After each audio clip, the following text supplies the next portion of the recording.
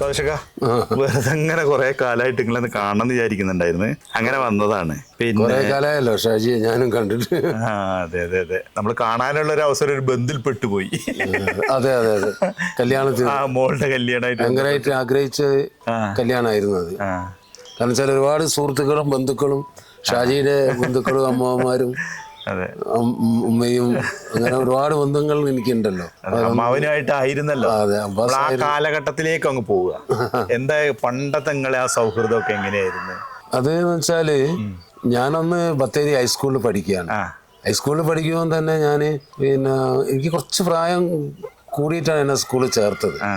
2-3 വയസ്സ് കൂടുതലുണ്ട് പിന്നെ മറ്റുള്ള ക്ലാസ്സിൽ പഠിക്കുന്നത്. അതുകൊണ്ട് തന്നെ ഞാൻ സ്കൂളിൽ ഒരു മുതിർന്ന ആളായിരുന്നു.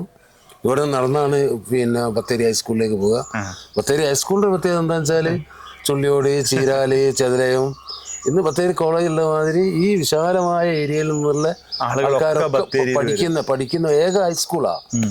അപ്പോൾ അവിടെയുള്ള ഹൈസ്കൂളിൽ ഭയങ്കര വിപുലമായ ബന്ധങ്ങൾ ഉണ്ടായിരുന്നു.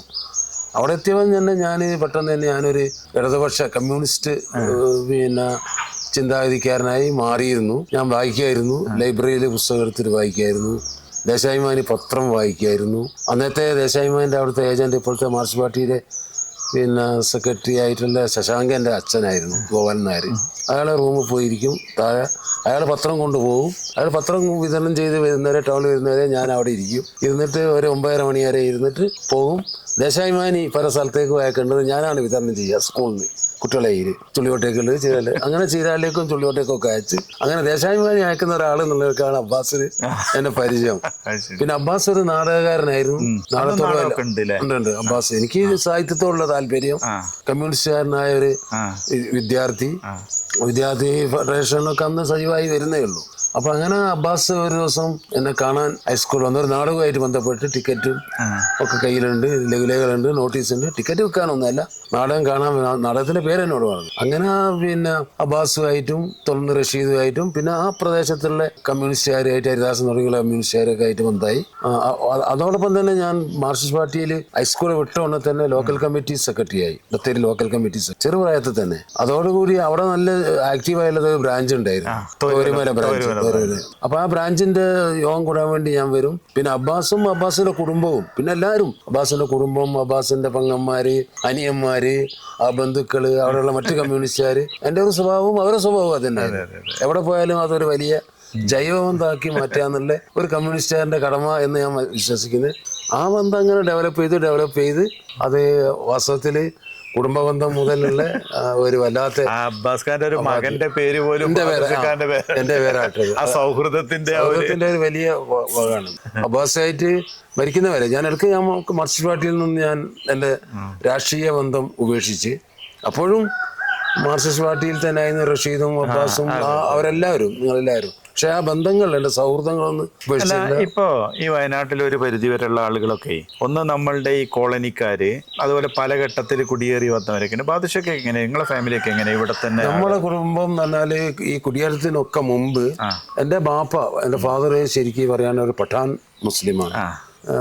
ശ്രീരംഗപട്ടണം ഉണ്ടല്ലോ, മൈസൂർ ശ്രീരംഗപട്ടണത്തിന് തൊട്ടടുത്തുള്ള ഒരു വില്ലേജ് ഉണ്ട്, ബന്നൂർ എന്നതിന് പറയും. ബന്നൂർ ഗോട്ട് വളരെ പ്രസിദ്ധമാണ്. കാവേരി പിന്നെ കൂർഗിൽ നിന്ന് വരുന്ന കാവേരിയും കേരളത്തിൽ നിന്ന് വരുന്ന കാവേരിയും രണ്ടും മെർജ് ചെയ്യുന്നതിന്റെ ഇടയിലുള്ള വളരെ ഫലഭൂയിഷ്ടമായ ഒരു ഗ്രാമമാണ് അവിടെ. അതൊരു കൃഷി ഏരിയയാണ്. ഇപ്പോഴും കൃഷിയാണ്.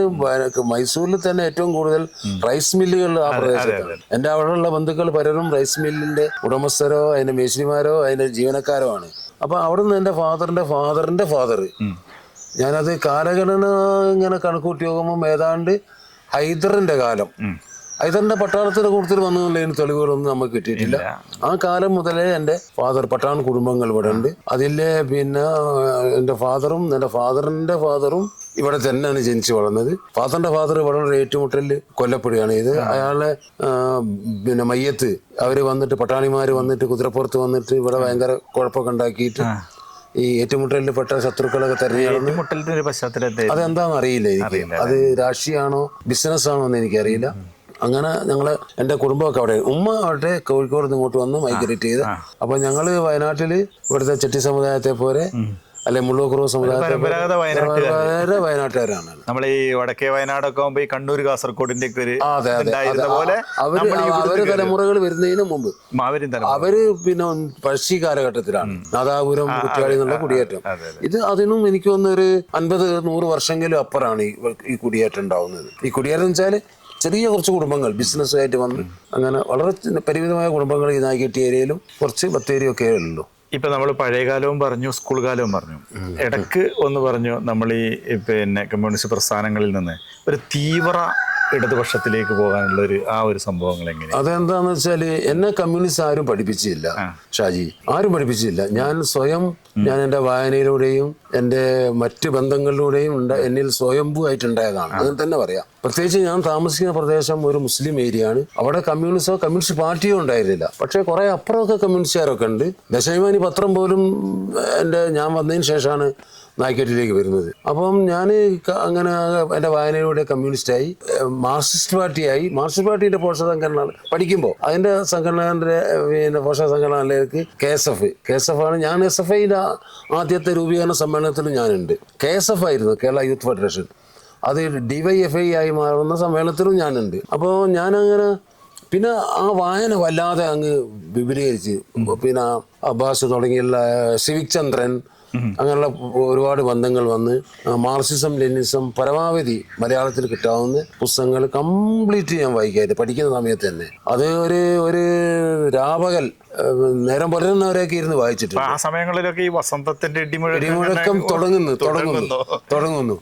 അതായത് ഏതാണ്ട് 70കളിലാണ്. അപ്പം പിന്നെ നക്സൽ ബാരി മൂവ്മെന്റ് വളരെ ശക്തമാകുന്നു. പിന്നെ സമാന്തരമായിട്ട് തന്നെ വേറെ സംഭവം നടക്കുന്നുണ്ട്. പിന്നെ ഇത് നമ്മുടെ സൈലന്റ് വാലി മൂവ്മെന്റ്, ഹരിത മൂവ്മെന്റുകൾ ശ്രദ്ധിക്കുന്നുണ്ട്. അത് ഞാൻ ശ്രദ്ധിക്കുന്നു, എല്ലാം ശ്രദ്ധിക്കായിരുന്നു.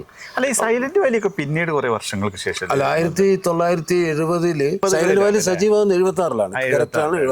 76 എന്റെ ജീവിതത്തിൽ പിന്നെ ഒരു വഴിത്തിരിവ് ഉണ്ടാകുന്നുണ്ട്. അപ്പം ഞാൻ ഈ വായനയുടെയും മറ്റും പരമായിട്ട് എന്റെ കമ്മ്യൂണിസ്റ്റ് ചിന്ത കുറച്ച് പിന്തിരിഞ്ഞു പോകുമ്പോൾ അത് കുറച്ച് കാൽപ്പനികമായിരുന്നു എന്ന് ഞാൻ സംശയിക്കുന്നുണ്ട്.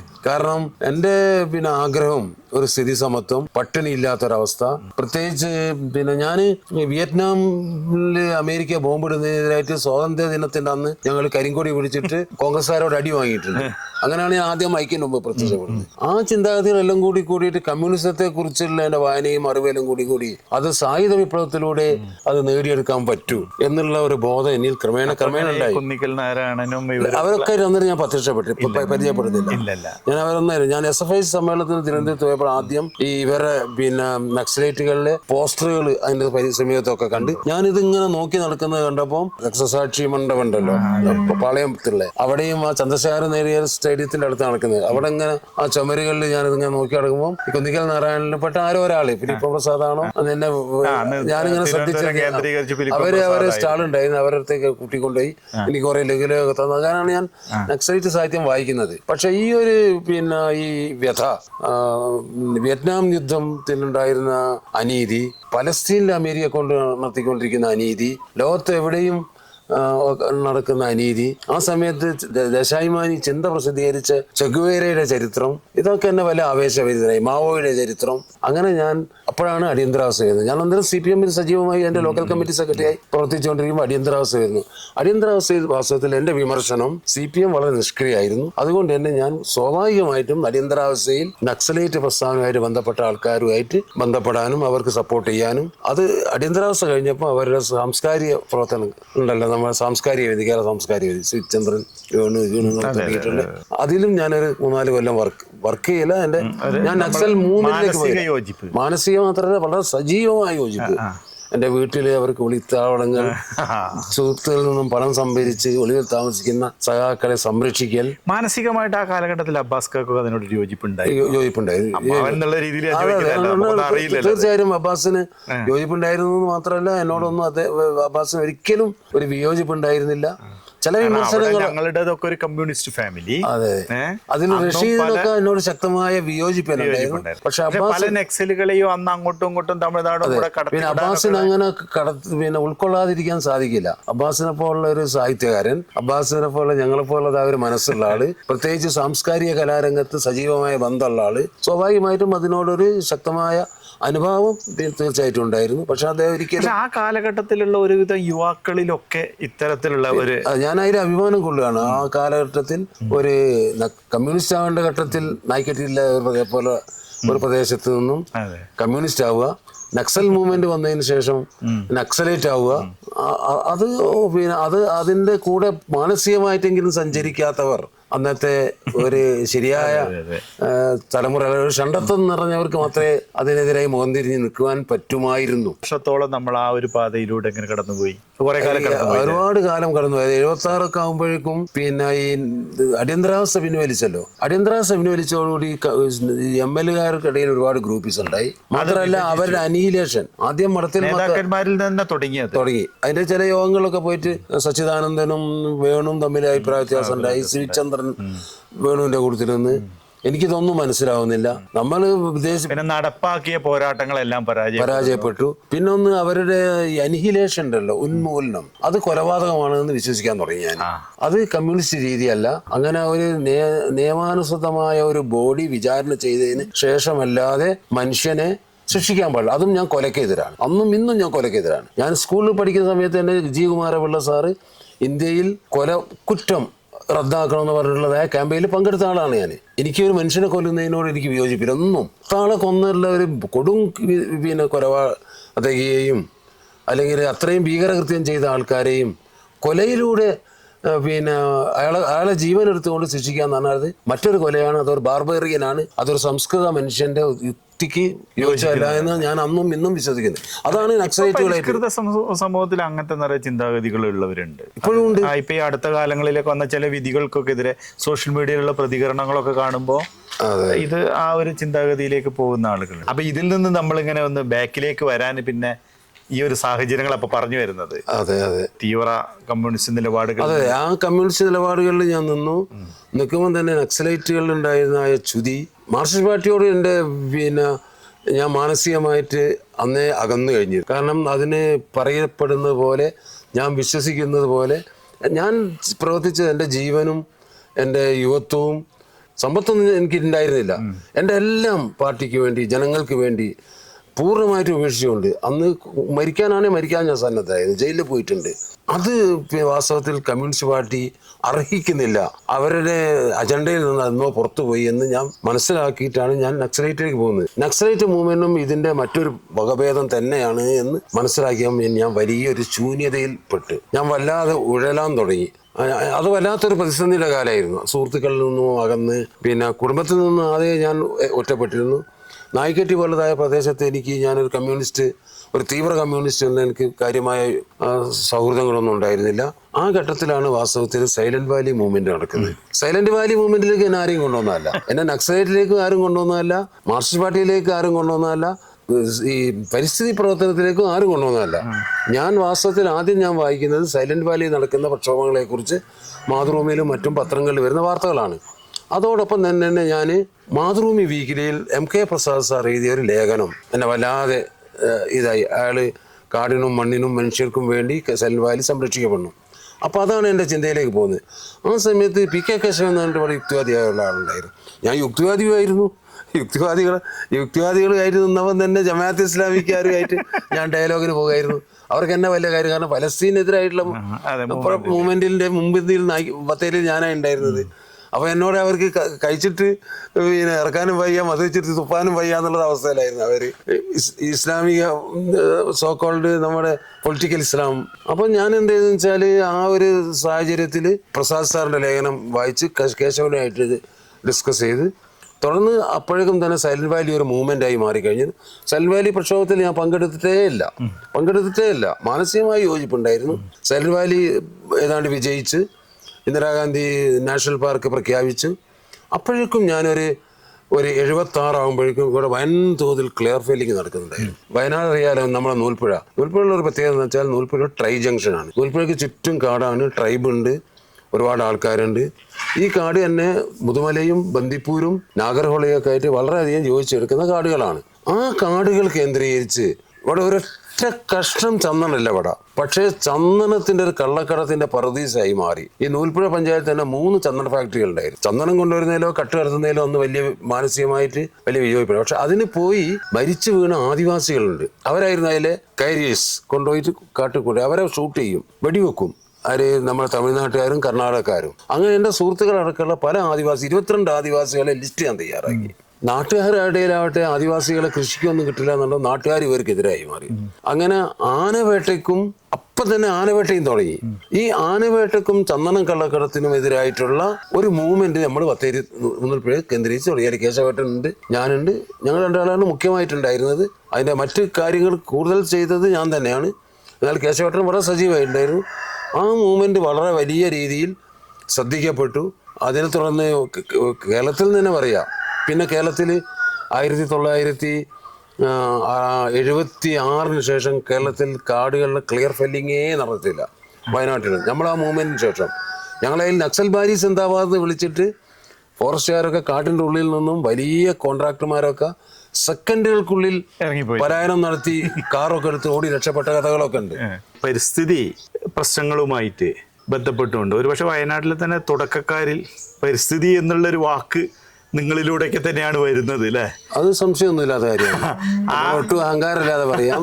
ഇക്കോളജി എന്നുള്ള ഒരു വാക്കും. പക്ഷെ ഇക്കോളജി കേരളത്തിലേക്ക് വരുന്നത് തന്നെ ഞാൻ അതാ പറയുന്നത്, ആദ്യം അതിന്റെ ഘട്ടത്തിൽ തന്നെ അതിനോടൊപ്പം ചേരാൻ സാധിച്ചുള്ള ഒരു ഭാഗ്യമാണ്. ഇക്കോളജി ഇന്ത്യയിലേക്ക് കടന്നു വരുന്നത് 1970-കളിലാണ്. സുന്ദർലാൽ ബഹുനാജി വെള്ളം കെട്ടിപ്പിടിച്ചു. കേരളത്തിൽ അത് വരുന്നത് സൈലന്റ് വാലിയോടൊപ്പമാണ്. 76-ലാണ്. 77 നമ്മൾ ഇവിടെ മൂവ്മെന്റ് തുടങ്ങി. 77 നമ്മൾ വനംവെട്ടിനെതിരായിട്ടും പിന്നെ ക്ലിയർ ഫെല്ലിങ്ങിനെതിരായി, ആദ്യം ക്ലിയർ സെലക്ഷൻ ഫെല്ലിങ്ങിനെതിരായി. പഴയ കാലത്തിലേക്ക് പോണതിന് മുമ്പ് വിട്ടുപോകാതെ ക്ലിയർ ഫില്ലിങ് ഇപ്പോഴും അതേപോലെ തന്നെ തുടർന്നുകൊണ്ടിരിക്കുന്നുണ്ട് കേട്ടോ. ഇല്ല ഇല്ല, കാടുകൾക്കുള്ളിൽ അല്ലെങ്കിൽ നാടുകൾക്കുള്ളിൽ നാട്ടുകൾക്ക് തീർച്ചയായിട്ടും അതിനെതിരായിട്ടും. അതായത് വയനാട് പ്രകൃതി സംരക്ഷണ സമിതിയുടെ പല പോരാട്ടങ്ങളും വിജയിച്ചപ്പോൾ തന്നെ പലതും യഥാർത്ഥത്തിൽ ഫലപ്രാപ്തിയിലെത്തിയിട്ടില്ല. സ്വതമായി ടീച്ചർ പറയായിരുന്നു, തോൽക്കുന്ന യുദ്ധങ്ങളുടെ പടയാളികളാണ് ഞങ്ങൾ. ഞാൻ തോറ്റ യുദ്ധത്തിലെ പടയാളിയാണ് എന്നുള്ള അഭിപ്രായം എനിക്കില്ല. അങ്ങനെ അഹങ്കരിക്കാണ് തെറ്റിദ്ധരിക്കുക. ഞാൻ വയനാടിൻ്റെ സ്വത്വം, വയനാടിൻ്റെ പ്രത്യേകത, വയനാടിൻ്റെ മണ്ണ്, വയനാടിൻ്റെ കൃഷി, വയനാടിൻ്റെ തനത് ജനത, നമ്മുടെ സംസ്കാര പൈതൃകം, ഇതൊക്കെ സംരക്ഷിക്കാനുള്ള പോരാട്ടങ്ങൾ കഴിഞ്ഞ 40 വർഷമായിട്ട് അതിൻ്റെ മുൻനിരയിൽ നിന്ന് പങ്കെടുത്ത് ഞാനുണ്ട്. അതിൻ്റെ ഒരു ഭാഗ്യമായിട്ട് ഞാൻ കാണുന്നു. അതുകൊണ്ട് തന്നെ അതിനെ നിലനിർത്താനുള്ള പല ശ്രമങ്ങളും ഞാൻ നാളെ ഇതിൻ്റെ മുൻപന്തിയിലില്ലെങ്കിലോ അല്ലെങ്കിൽ നാളെ ഞാൻ അവസാനിച്ചു പോയാലോ സ്വഭാവമാണല്ലോ. അത് നമ്മളൊക്കെ വിരിച്ചൊക്കെ പോകും, അല്ലെങ്കിൽ അസുഖമായി കിടക്കും. അത് തുടരാനുള്ളതായ ഒരു നല്ല മണ്ണ് ഇവിടെ പിന്നെ നമ്മൾ പാകപ്പെടുത്തിയിട്ടുണ്ട്. ആ ബോധം വയനാടിൻ്റെ മനസ്സിൽ എവിടെയൊക്കെ പാകിയിട്ടുണ്ട്. അത് എവിടെ നിന്നൊക്കെ നമ്മൾ വിചാരിക്കുന്നതൊന്നുമല്ല ചരിത്രം നമ്മൾ വിചാരിക്കുന്ന കാര്യം വയനാട് പ്രകൃതി സംരക്ഷണ സമിതിൻ്റെ ഒരു വലിയ പകരക്കാരനായി എനിക്ക് വേറെ ഒരാൾ പെട്ടെന്നുണ്ടായി വരുമെന്നോ, അതല്ലെങ്കിൽ വയനാട് പ്രകൃതി സംരക്ഷണ സമിതി അങ്ങനെ തന്നെ തുടരണമെന്നൊന്നും അർത്ഥമല്ല. പക്ഷേ ഈ സത്ത ഉൾക്കൊണ്ടുകൊണ്ട്, ഈ മെസ്സേജ് ഉൾക്കൊണ്ടുകൊണ്ട് എന്നുള്ള മൂവ്മെൻറ്റ് ശക്തമായിട്ട് ഉണ്ടാവുക തന്നെ ചെയ്യും. കാരണം അത് വയനാടിൻ്റെ പൈതൃകതാണ്, വയനാടിൻ്റെ അനിവാര്യതാണത്. അല്ല ബാദുഷ, കുറെ നിരന്തരമായ പോരാട്ടത്തിലൂടെ ഒരു 6-7 വർഷമായിട്ട് നമ്മളിവിടെയുള്ള കൽക്കൂരികളൊന്നും പ്രവർത്തിക്കുന്നില്ല. അത് മറക്കാൻ വയനാട്ടുകാരന് കഴിയില്ല. നമ്മൾ ഒരുപാട് ചൂരൽമലകൾ ഇവിടെ ആവർത്തിക്കപ്പെടേണ്ടിടത്താണ് ഒന്നുമില്ലാതെ നിൽക്കുന്നത്. ഇപ്പോൾ ചൂരൽമല സംഭവിച്ച കാര്യങ്ങളിലേക്ക് പുറകെ പോകാം. അതും കൽക്കൂരികളും ഒക്കെ ആയിട്ട് ബന്ധപ്പെട്ടുകൊണ്ട് തന്നെയാണ് അവിടുത്തെ വിഷയങ്ങളുള്ളത്. പക്ഷേ ഈ പ്രകൃതി സംരക്ഷണ സമിതിയിൽ പുതിയ തലമുറ അത്രത്തോളം അങ്ങോട്ട് ഒരു അനുഭവം, അത് പ്രകൃതി സംരക്ഷണ സമിതിയിൽ മാത്രമല്ല, അത് കേരളത്തിലുടനീളം അതാണ് അവസ്ഥ, ഇന്ത്യയിലും അത് തന്നെയാണ് അവസ്ഥ. ഞാൻ ഈ അടുത്ത കാലത്തായിട്ട് ലോകത്തിന്റെ മറ്റു അമേരിക്കയിലും കാനഡയിൽ നിന്നും ഓസ്ട്രേലിയയിൽ നിന്നൊക്കെയുള്ള ചില സുഹൃത്തുക്കൾ എന്നെ സന്ദർശിച്ചിരുന്നു. ഇവിടെ വയനാട്ടിൽ കേരളത്തിൽ വന്നപ്പോൾ അവരെന്നെ സ്ഥിരമായി കാണുന്നുള്ള പോലെ. അപ്പോൾ അവരുമായിട്ട് ഡിസ്കസ് ചെയ്യുമ്പോഴും ഇത് തന്നെയാണ് അവസ്ഥ. അതിനൊരുപാട് കാരണങ്ങളുണ്ടെന്നാണ് തോന്നുന്നത്. കാരണം എന്ന് വെച്ചാൽ നമ്മളൊക്കെ ശീലിച്ച് ഒരു ആക്ടിവിസവും ഒരു ജനബന്ധങ്ങളിലൂടെ അധിഷ്ഠിതമായ ഒരു പോരാട്ടത്തിൻ്റെയും സമരത്തിൻ്റെയും പ്രക്ഷോഭത്തിൻ്റെയും രീതി ഉണ്ടല്ലോ, ആ രീതിയിൽ ഇനി അത് മുന്നോട്ട് പോകില്ല. കാലം ആകെ മാറിയിരിക്കുന്നു. പലതും പിന്നെ ഈ സോഷ്യൽ മീഡിയയുടെ ആധിക്യം, സ്വാധീനം, ഇപ്പൊ AI, ആർട്ടിഫിഷ്യൽ ഇന്റലിജൻസ് വേണ്ടാത്ത കാലം, ഇപ്പൊ ഏതോ ഒരു ലേഖനം ഇന്നലെ വായിച്ച് ഞാൻ വായിച്ചു, ടൈറ്റിലേ വായിച്ചിട്ട് സോഷ്യലിസം വരെയാണ് വരുന്നതോട് ഒരു സോഷ്യലിസം വരാം എം വി ഗോവിന്ദനെ മറ്റാണ് പറഞ്ഞത്. അപ്പൊ ആ കാലഘട്ടത്തിൽ പഴയതുപോലെ എങ്ങനെ ഒരു പിന്നെ വയനാട്ടിലെ പരിസ്ഥിതി പ്രവർത്തകൻ തോമസ് ഞാനും ബാബും തുടങ്ങി എല്ലാ മാഷം തുടങ്ങിയ കുറച്ച് ആൾക്കാർ അവിടെ തന്നെ നിൽക്കുകയാണ് എന്നുള്ള ഒരു പരാതി ഇപ്പോഴും നിലനിൽക്കുന്നുണ്ട്. ഉണ്ട്. പക്ഷെ വളരെ റയറായിട്ട് ചില ചെറുപ്പക്കാരൊക്കെ നമ്മളെ കൂട്ടത്തിലേക്ക് വരികയും നമ്മളെ ശ്രദ്ധിക്കുകയും ചെയ്യുന്നുണ്ട്. വലിയ രീതിയിൽ ചെറുപ്പക്കാരുടെ മനസ്സിൽ ഞങ്ങൾ ഉണ്ട്. മറ്റൊരു കാര്യം, നമ്മളെ വയനാട് ഒരു കാർഷിക മേഖലയാണ്. ഈ പ്രകൃതി സംരക്ഷണ സമിതിയും കർഷകരും രണ്ട് തട്ടിലാകുന്ന രീതിയിലേക്ക് ഒരു സംഭവം ഇവിടെ നടക്കുന്നുണ്ട്. അതായത് കർഷകർക്കെതിരാണ്, വന്യമൃഗങ്ങളോടൊപ്പമാണ് പ്രകൃതി സംരക്ഷണ സമിതി. അങ്ങനെയൊക്കെയുള്ള ഒരു പൊതു സംസാരം നിലവിലുണ്ട്. അതിനെക്കുറിച്ചിട്ട് അത് വളരെ തെറ്റായിട്ടുള്ളതായ ഒരു തെറ്റായ പ്രചരണമാണ്. വയനാട്ടിലെ കർഷകർക്ക്, പ്രത്യേകിച്ച് ആദിവാസി മേഖലകളിലുള്ള വനവുമായി ബന്ധപ്പെടുന്ന കർഷകർക്ക് വേണ്ടിയിട്ട് വയനാട് സമിതിയിൽപ്പെട്ട ഒരു പ്രധാന പ്രവർത്തകൻ എന്നുള്ള നിലയിൽ ഞാൻ പ്രവർത്തിച്ച മാതിരി ഞാൻ വെല്ലുവിളിക്കാൻ തയ്യാറാണ്. വയനാട്ടിൽ ഒരാളും പ്രവർത്തിച്ചിട്ടില്ല. ഉദാഹരണമായിട്ട് 1973 വയനാട് വന്യജീവി സങ്കേതം പ്രഖ്യാപിക്കുന്നത്. 73 വന്യജീവി സങ്കേതം പ്രഖ്യാപിച്ച് 74 തന്നെ മൂലങ്കാവിൽ വെച്ചിട്ട് 1000-ലധികം കർഷകർ പങ്കെടുത്ത ഒരു മഹായോഗം ഞങ്ങൾ വിളിച്ചു കൂട്ടി. ഞാൻ എൻ്റെ നേതൃത്വത്തിൽ, അന്ന് മാർക്സിസ്റ്റ് പാർട്ടിയാണ് കർഷക സംഘം വിളിച്ചു കൂട്ടിയത്. പക്ഷേ ചാത്തുടി മാഷും വീരേന്ദ്രകുമാറൊക്കെ പങ്കെടുത്തത്. അതിലുള്ള കൺസേൺ എന്തായിരുന്നു? അതിൻ്റെ ഉള്ളിലുള്ള കൺസേൺ എന്താണെന്ന് വെച്ചാൽ ഈ വന്യജീവി കേന്ദ്രത്തിൻ്റെ ഉള്ളിൽ അകപ്പെട്ടു പോയിട്ടുള്ളതായ മനുഷ്യർക്ക് പുനരധിവാസം വേണം, അവരുടെ ജീവനും സ്വത്തിനും സംരക്ഷണം വേണം, അവർക്ക് കാടും പിന്നെ അവരുടെ കൃഷിയിടങ്ങളും വേർതിരിക്കണം. അന്ന് വന്യജീവി സംഘർഷമൊന്നുമില്ല. സംരക്ഷണം കൂടുമുണ്ടാവുന്ന വന്യജീവി സംരക്ഷണത്തിന് പരിഹാരം വേണം. അതെവിടെയാണ്? വളരെ പെട്ടെന്ന് തന്നെ ഞാൻ CPM വിട്ട് ആ പ്രക്ഷോഭം എങ്ങോട്ടും മുന്നോട്ട് പോയില്ല. അതിനെ തുടർന്ന് ഞങ്ങൾ ക്ലെയർ ഫെല്ലിങ്ങും സെലക്ഷൻ ഫെല്ലിങ്ങും കാടിൻ്റെ നാശവും പിന്നീട് കാട് കത്തലും കാട്ടിൻ്റെ ഉള്ളിലുള്ള വൻതോതിലുള്ളതായ മറ്റ് നാശങ്ങളെക്കുറിച്ച് നമ്മൾ പ്രചരണം നടത്തുമ്പോൾ നമ്മൾ പറഞ്ഞത് എന്താണെന്ന് വെച്ചാൽ 35 കൊല്ലം മുമ്പ് അന്ന് ഞങ്ങൾ പ്രസിദ്ധീകരിച്ച ലേഖനങ്ങളും പത്രവാർത്തകളും ഒന്നും നമ്മുടെ കയ്യിലുണ്ട്. അതിൽ ഞങ്ങൾ കൃത്യമായി പറയുന്നുണ്ട്, വയനാട് ഈ രീതിയിൽ വയനാടൻ കാടുകൾക്ക് നാശം വരികയാണെങ്കിൽ, വയനാടിൻ്റെ വികസനത്തിൻ്റെ പോക്ക് ഇങ്ങനെയാണെങ്കിൽ വയനാട് അനുഭവിക്കാൻ പോകുന്നത് വലിയൊരു ദുരന്തമാണ്. വയനാട്ടിലെ കർഷകർക്ക് രക്ഷയില്ലാത്ത അവസ്ഥ വരും. വയനാട്ടിലെ കർഷകരെ സംരക്ഷിക്കാൻ ആരും ഇല്ലാത്ത അവസ്ഥ വരും. ഞാൻ പറഞ്ഞു തരുന്നത്. പിന്നീട് ഇപ്പം അടുത്ത കാലത്തായിട്ട് വയനാട്ടിലെ കാടുകൾക്കുള്ളിലുള്ള 1000-ചില്ലാനം പിന്നെ കുടുംബങ്ങളെ കാട്ടിനുള്ളിൽ നിന്ന് മാറ്റിപ്പാർപ്പിച്ച് ഇവിടുത്തെ രാഷ്ട്രീയക്കാരാണോ? ഞങ്ങളും അല്ല. പക്ഷേ അതിനുവേണ്ടി പ്രവർത്തിച്ചത്, അതിനുവേണ്ടി ക്യാമ്പയിൻ നടത്തിയത്, ഡൽഹിയിൽ പോയിട്ട് അതിനുവേണ്ട മന്ത്രിമാരെ കണ്ടത്, പാർലമെൻറ്റിൽ ചോദ്യം ഉന്നയിപ്പിച്ചത്, കേരള വനം വകുപ്പിനെ കൊണ്ട് അതിൻ്റെ പ്രൊജക്റ്റ് തയ്യാറാക്കിച്ചത്, അങ്ങനെ 800ഓളം കുടുംബങ്ങൾ കോളൂര്, കുറിച്ചാട്, അമ്മവയൽ, കൊട്ടങ്കര തുടങ്ങിയുള്ള ചെട്ടിയാലത്തൂർ തുടങ്ങിയുള്ള കാടിൻ്റെ ഇൻറ്റീരിയറുള്ള സ്ഥലങ്ങളിൽ നിന്നും അവരെ പുറത്തു കൊണ്ടുവന്ന് ആദിവാസികളെയും കർഷകരെയും പുറത്തു കൊണ്ടുവന്ന് താമസിപ്പിച്ചത്. അതൊരു വലിയ സംഭവമാണ്. ആരും അതിനെ ഹൈലൈറ്റ് ചെയ്തിട്ടാണല്ലോ, നാടറിയണത്. അത്തരം സംഭവങ്ങൾ നടത്തിയ വേറൊരു ഒരു സംഘടന CPM ഉണ്ടോ?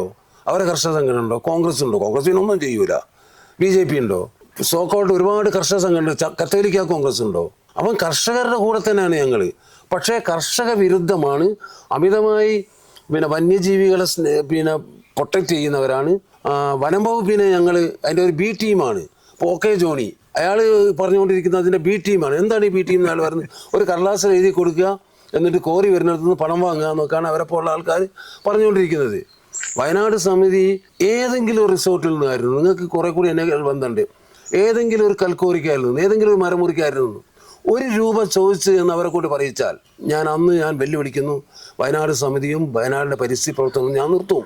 40 കൊല്ലമായിട്ട് ഞങ്ങളെ സ്വന്തം കയ്യിൽ നിന്ന് കാശെടുത്ത്, കാശില്ലാത്ത എന്നെപ്പോലുള്ള ആൾക്കാർക്ക്, കാശുള്ള ആൾക്കാരെ സപ്പോർട്ട് ചെയ്താണ് നമ്മളിത് മുന്നോട്ട് കൊണ്ടുപോകുന്നത്. കർഷകരുടെ സംരക്ഷണത്തിന് വേണ്ടി, വയനാടിൻ്റെ കൃഷി നിലനിർത്താൻ വേണ്ടി, അതേപോലെ തന്നെ വലിയ വലിയ പ്രോജക്റ്റുകൾ നമ്മുടെ കാരാപ്പുഴ, ബാണാസുര സാഗർ, അതൊക്കെ വന്നിട്ട് കർഷകരെ മുച്ചൂട് മുടിക്കുന്നതിനെതിരായിട്ട്, കാർഷിക വിലയിടിവിനെതിരായിട്ട്, ഏറ്റവും ഒടുവിൽ ഡൽഹിയിൽ നടന്നതായ സമരത്തിന് പിന്തുണ പ്രഖ്യാപിച്ചുകൊണ്ട് വയനാട് സമിതിയുടെ 10 ആൾക്കാർ കർഷക സമരത്തിന് വയനാട് സമിതിയുടെ 10 ആൾക്കാർ നിരന്തരം കൽപ്പറ്റ കോടതിയിൽ കയറി ഇറങ്ങി അവസാനം ഫൈൻ അടച്ച് പുറത്ത് വരിക ചെയ്തത്. വയനാട്ടിൽ വേറെ ആരുണ്ടോ ഒന്ന് അന്വേഷിക്കും ഷാജി. ഇപ്പം 2 കൊല്ലം മുമ്പ് നടന്നതല്ലേ. ഡൽഹിയിലെ ഒരു ഐതിഹാസികമായപ്പോൾ നടന്ന സമരത്തിന് പിന്തുണ പ്രഖ്യാപിച്ചുകൊണ്ട് കലക്ട്രേറ്റിൽ സമരം ചെയ്ത് കേസിൽ പെട്ട ഏത് സംഘടന ഉണ്ട്? ഞങ്ങൾ കർഷക വിരുദ്ധരല്ല, ജെന്യൂനായുള്ള കർഷകർ ഞങ്ങൾ ഒപ്പുണ്ട്. നിങ്ങൾ വേണമെങ്കിൽ ഇന്ന് നൂൽപ്പുഴയിൽ അങ്ങോട്ടും നടന്നിട്ട് ഇവിടുത്തെ കാടിൻ്റെ ഉള്ളിലുള്ള കാടിൻ്റെ പരിസരത്തുള്ള കുടിയേറ്റ കർഷകനായിക്കോട്ടെ, കല്ലുമുക്ക്. ഇതിപ്പോ ഞങ്ങളിവിടെ വന്നപ്പോ തന്നെ ബോധ്യമായ ഒരു കാര്യം, ഏറ്റവും വലിയ കാർഷിക വിളയായിട്ടുള്ള ഒരു പുതിയ സാധനം, അത് നമുക്ക് ഇത് തുടർന്ന് സംസാരിക്കാം. അത് കാടിന്റെ ഉള്ളിൽ കൃഷി കാടിന്റെ ഉള്ളിൽ ഏത് പ്രകൃതി സംരക്ഷണക്കാരെ കുറിച്ച് ഇവര് പ്രൊപ്പഗേറ്റ് ചെയ്തുകൊണ്ടിരിക്കുന്നത് അറിയാം, പ്രചരിപ്പിച്ചുകൊണ്ടിരിക്കുന്നത്. AC റൂമിൽ നഗരത്തിലിരുന്ന് ഇപ്പൊ ഇന്നലെ ആരോ വെല്ലുവിളിക്കുന്നത്, ഇന്നലെ CPIയുടെ പിന്നെ ജില്ലാ സെക്രട്ടറി, എൻ്റെ വളരെ അടുത്ത സുഹൃത്താണ് ബാബു പറയുന്നത്, ഞാൻ ഓരോ ഏക്കർ വെച്ചിട്ട് ഈ പരിസ്ഥിതി പ്രവർത്തകർക്കൊക്കെ കൊടുക്കാം, അവർ ഞങ്ങളുടെ അടുത്ത് വന്ന് കൃഷി ചെയ്യട്ടെ. പ്രിയങ്ക ഗാന്ധിക്ക് കൊടുക്കാന്നല്ലേ? പ്രിയങ്ക ഗാന്ധിക്കും കൊടുക്കാം, വേറെ ആൾക്കാർക്കും കൊടുക്കാം, അവർ കൃഷി ചെയ്യട്ടെ. ഞാനിതാ 10 കൊല്ലമായിട്ട്, ഞാൻ 25 ഉള്ളിൽ തന്നെ താമസിക്കുന്നത് ഇതല്ലേ, ഞാൻ കൃഷി ചെയ്ത് ജീവിക്കുന്ന ആളാണ്. അല്ല, ഇവിടെ നമ്മൾ കേട്ടിട്ടുണ്ട് വികസിത രാജ്യങ്ങളിൽ ഈ ബഫർ സോണുകളിലൊക്കെ താമസിക്കുന്ന ആളുകള് ഭയങ്കര, അവർക്ക് ഒരുപാട് ആനുകൂല്യങ്ങൾ കിട്ടുന്നുണ്ട്.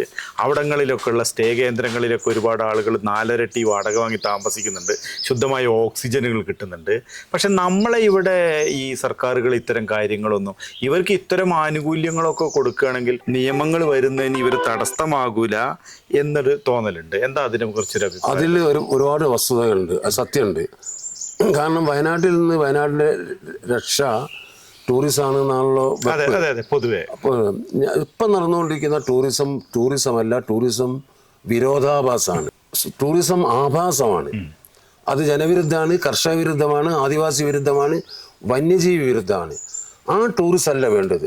സസ്റ്റെയിൻ ആയിട്ടുള്ള ഇവിടുത്തെ നാടിനറിയാവുന്ന വയനാടൻ കൃഷിയെയും വയനാടൻ ജനതയെയും വയനാടിൻ്റെ പ്രകൃതിയെയും അറിയുന്ന, എന്നാൽ ഇതിനൊന്നും ഡിസ്റ്റർബ് ചെയ്യാത്ത, ഇതിനൊക്കെ പരിപോഷിക്കുന്ന ഒരു കൃഷി സംസ്കാരം ഉണ്ടായി വരണം. ഈ പറഞ്ഞത് എന്താണെന്ന് വെച്ചാൽ, നമ്മളെ വന്യജീവി കേന്ദ്രത്തോടെ അല്ലെങ്കിൽ കാടിനോട് ചേർന്ന് തൊട്ടടുത്ത് കടുവ വരുന്നു, ആന വരുന്നു, മലയണ്ണാൻ വരുന്നു, മാൻ വരുന്നു. എൻ്റെ ഈ പറമ്പിൽ മാൻ വരുന്നുണ്ട്, ആന വരുന്നുണ്ട്. ഞങ്ങളെ ഈ വീട്ടിൽ ഈ മുളങ്കൂട്ടത്തിൽ ആന വന്നിട്ട്, കഴിഞ്ഞ കൊല്ലവും ആന ഒടിച്ച് തിന്ന് പോയിട്ടുണ്ട്. അപ്പോൾ ഇത്തരത്തിലുള്ള ആൾക്കാർക്ക് എന്ത് ചെയ്യണം? ഈ വന്യജീവി എന്ന് പറഞ്ഞാൽ രാഷ്ട്രത്തിൻ്റെ ഒരു പ്രൗഢാണ്, സമ്പത്താണ്. ഏതൊരു രാജ്യത്തിൻ്റെയും വലിയൊരു സമ്പത്താണ്, അതിൻ്റെ അഭിമാനമാണ് വൈൽഡ് ലൈഫ്. പ്രത്യേകിച്ച് നമ്മുടെ ടൈഗറൊക്കെ ലോകത്തിലെ ഫ്ലാഗ്ഷിപ്പ് ആനിമലാണ്. ഇതിൻ്റെ സാന്നിധ്യമുള്ളതായ കാടുകളുടെ പരിസരത്ത് ജീവിക്കുന്ന കർഷകർ മാത്രമല്ല ഇത് സഫർ ചെയ്യേണ്ടത്. ഇത് സഫർ ചെയ്യേണ്ടത് ആരാണ്? സമൂഹം ഒന്നിച്ചാണ്. ഇവന് മാത്രം എന്തോ ഉത്തരവാദിത്വം? പിന്നെ കാട് സംരക്ഷിക്കുന്നു. കാട് എന്ന് പറഞ്ഞാൽ എന്താണ്? കാട് കാടാണ് വെള്ളം തരുന്നത്. പശ്ചിമഘട്ട മലനിരകളിലെ വെള്ളം ഇല്ലെങ്കിൽ കേരളക്കാരൻ കുളിക്കുകയില്ല, അവൻ കക്കൂസിലും പോകില്ല, ഒന്നും ചെയ്യില്ല. അവന് കുടിക്കാൻ വ്യവസായത്തിന്, അവന് മദ്യപിക്കുന്ന കൂടുതൽ കലർത്താനൊക്കെ വെള്ളം വേണമല്ലോ. ഈ വെള്ളം എവിടെ നിന്ന് വരും? ആകാശത്തുനിന്ന് മഴയായിട്ട് മാത്രം വരില്ലല്ലോ. ആ മഴവെള്ളം വന്നിട്ട് നമുക്ക് പുഴകളിലും കിണറിലും കിട്ടെ. ഈ വെള്ളം തരുന്നത് കാടാണ്. ഈ കാടിനെ സംരക്ഷിക്കാനുള്ള ബാധ്യത അവിടുത്തെ കർഷകന് മാത്രമാണോ? അല്ല. ഇതൊക്കെ പറഞ്ഞുകൊണ്ടിരിക്കുന്നുണ്ട്, ഇന്നല്ല, എത്രയോ കാലമായി. പക്ഷെ ഇത് പറഞ്ഞത് നമ്മളാണ് കർഷക വിരുദ്ധർ എന്ന് പറയുന്നത്. ഈ കർഷകന് ഇന്റൻസീവ് കൊടുക്കണം, അവന് പ്രോത്സാഹനം കൊടുക്കണം. അവൻ കാടിൻ്റെ അടുത്ത് താമസിക്കുന്നതിന് കാട്ടിൽ നിന്നുള്ള വന്യജീവികളുടെ സാന്നിധ്യത്തിൻ്റെ സാന്ദ്രത അനുസരിച്ച് അവന് സഹായധനം കൊടുക്കണം. അവന് ന്യായമായുള്ള പരിഹാരം കൊടുക്കണം. ഈ തെങ്ങിന്റെ മുകളിൽ നിന്ന് വന്നിട്ട് ഇപ്പോഴും മലയണ്ണാൻ പിന്നെ അപ്പോൾ അങ്ങനെയുള്ള സ്ഥലങ്ങളിൽ പിന്നെ വേണമെങ്കിൽ കാടിനെയോ നാടിനെയോ സംസ്കാരത്തെയോ ആദിവാസികളെയോ ദ്രോഹിക്കാത്ത ശാന്തമായ പക്വമായ നിലനിൽക്കുന്ന ടൂറിസം വരട്ടെ. അപ്പം കർഷകരെന്ത് ചെയ്യും വെച്ചാൽ അവരുടെ വീടുകളിലോ അവരുടെ ചെറിയ ഹട്ടുകളിലോ ഇവരെ താമസിപ്പിക്കണം. അവിടെ വ്യഭിചാരത്തിനും മദ്യപാനത്തിനും അല്ല ഉപയോഗിക്കേണ്ടത്.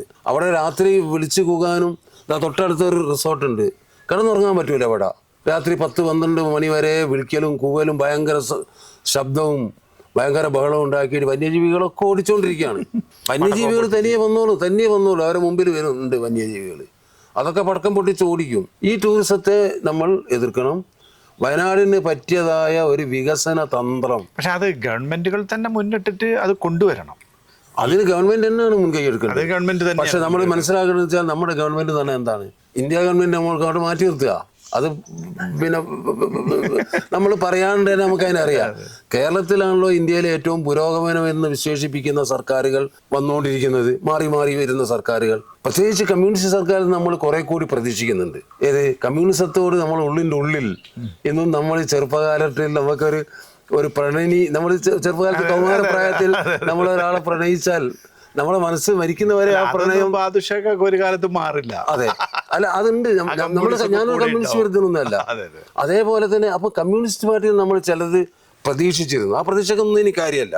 അവരെ പോലുള്ള ഭരണാധികാരികൾ ഒരു വിഷനും ഇല്ലാത്ത, ഒരു ചിന്തയില്ലാത്ത, ഒരു വായനയില്ലാത്ത, ഒരറിവും ഇല്ലാത്ത, ഒരു കാര്യവും പഠിക്കാത്ത ഒരു തരം ക്രിമിനലുകളുടെ സംഘമായി എല്ലാ രാഷ്ട്രീയ പാർട്ടികളും വളർന്നു വരുന്നു എന്നുള്ളത് വളരെ ഖേദകരമായൊരു സംഭവമാണ്. അതൊരു സത്യമാണ്. രാഷ്ട്രീയ പാർട്ടികളിൽ നിന്ന് ഈ പുതിയ തലമുറയൊക്കെ മാറുന്നു. പിന്നെ ഷാജി ഒരു കാര്യം മനസ്സിലാക്കണം, EMSഉം സി അച്യുതാമേനോനും ഒക്കെ ഉള്ള കാലത്ത് അക്കാലഘട്ടത്തിൽ കേരളത്തിലെ കോളേജുകൾ പഠിച്ച ഏറ്റവും വലിയ ബുദ്ധിമാന്മാരായിരുന്നു അവരാണ് രാഷ്ട്രീയത്തിലേക്കും SFIയിലേക്കും AIVയിലേക്കും KSUവിലേക്കും വന്നത്. പരമ്പള്ളി ഗോവിന്ദമേനോൻ, നമ്മൾ കമ്മ്യൂണിസ്റ്റുകാരെ മാത്രം കാണണ്ട, C കേശവൻ. ഇന്ന് വരുന്നത് ആരാണ്? EMSന്റെയോ അച്യുതമേനോന്റെയോ C കേശവന്റെയോ പരമ്പള്ളിയുടെയോ ക്വാളിറ്റിയുള്ള ഒരു നേതാവ് ആവേശം കൊണ്ടിട്ടാണ്, പോരാളി ഷാജിയിലൂടെ ആവേശം കൊള്ളുന്നതാണ്. അല്ല, അവരുണ്ടാക്കുന്ന ഗവൺമെന്റിൽ നിന്നും ഒന്നും പ്രതീക്ഷിക്കേണ്ട. ജനങ്ങള്, യുവാക്കള് നിഷ്ക്രിയരാണ്, തിരുത്താനുള്ള കെൽപ്പില്ല. രാഷ്ട്രീയം എന്ന് പറഞ്ഞാൽ ജനാധിപത്യം സമ്പുഷ്ടമാണെങ്കിൽ, സാർത്ഥകമാണെങ്കിൽ ഡെമോക്രസിയിൽ വലിയ ഇടപെടലുകൾ വേണം. അതിനെ വിമർശിക്കുന്നവരല്ല. നെഹ്റുവിനെതിരായിട്ട് വിമർശനം വരാത്ത കാലഘട്ടത്തിൽ നെഹ്റുവിനെതിരായിട്ടുള്ള ലേഖനം നെഹ്റു തന്നെ കൊടുത്തായിട്ട് ഇപ്പൊ ഈയിടെ നമ്മൾ പത്രത്തിൽ വായിച്ചല്ലോ. അപ്പം ഒരു ഡെമോക്രാറ്റിക് ചോദിക്കുമായിരുന്നു പോലും, ഇന്ന് എന്താ എന്റെ കാർട്ടൂൺ വരച്ചില്ലേ? അതെ ഇന്ന് കാർട്ടൂൺ വരച്ചാൽ ജയിലിൽ കിടക്കും. മോഡിയുടെ കാർട്ടൂൺ വരച്ചു, മോഡിയെ വിമർശിച്ചാൽ അവൻ പിന്നെ വലിയ ടെററിസ്റ്റായി. കാർട്ടൂണിസ്റ്റ് ശങ്കറിനോട് ചോദിക്കുമായിരുന്നു, ഈ ആഴ്ചയിൽ എന്റെ കാർട്ടൂൺ എന്താ വന്നില്ല അങ്ങനെ ചോദിക്കുന്ന ഒരു കാലഘട്ടത്തിൽ. മാത്രല്ല AKGയോട് പ്രതിപക്ഷ നേതാവിന് നാളെ നിങ്ങൾ ഈ സ്ഥാനത്ത് ഇരിക്കണ്ടെന്ന് പറഞ്ഞിട്ട് തൊട്ടടുത്ത് ഇരുത്തിയ ആളല്ലേ നെഹ്റു. ഇന്ന് പ്രതിപക്ഷ നേതാവിനെ കണ്ടിന്റെ ആട്ടും നമ്മുടെ പിണറായി വിജയൻ, അല്ലെങ്കിൽ കോൺഗ്രസ്സുകാർ, രണ്ടും കണക്ക് തന്നെയാണ്. അപ്പൊ അങ്ങനെയുള്ളതായ, ഞാൻ പറഞ്ഞു തരുന്നത് എന്താണെന്ന് വെച്ചാൽ, അങ്ങനെയുള്ളതായ സമൂഹം നിലനിൽക്കുന്ന ഒരു സ്ഥലത്ത് നമ്മളിപ്പോൾ പറഞ്ഞതുപോലുള്ളതായ ഒരു വിഷൻ ഉള്ളതായ എല്ലാ കാര്യങ്ങളും ഇതൊക്കെ വളരെ പെട്ടെന്ന് നടക്കും. ഇപ്പം കമ്മ്യൂണിസ്റ്റ് പാർട്ടി വിചാരിച്ചാൽ, അല്ല ഇടതുപക്ഷം വിചാരിച്ചാൽ, അല്ല UDF വിചാരിച്ചാൽ വളരെ പെട്ടെന്ന് ചേഞ്ച് ഉണ്ടാക്കാൻ സാധിക്കും. പക്ഷേ അതിനുള്ള ബൗദ്ധിക അടിത്തറയുള്ള ഒരു നേതൃനിരയും ഇപ്പം കേരളത്തിലില്ല.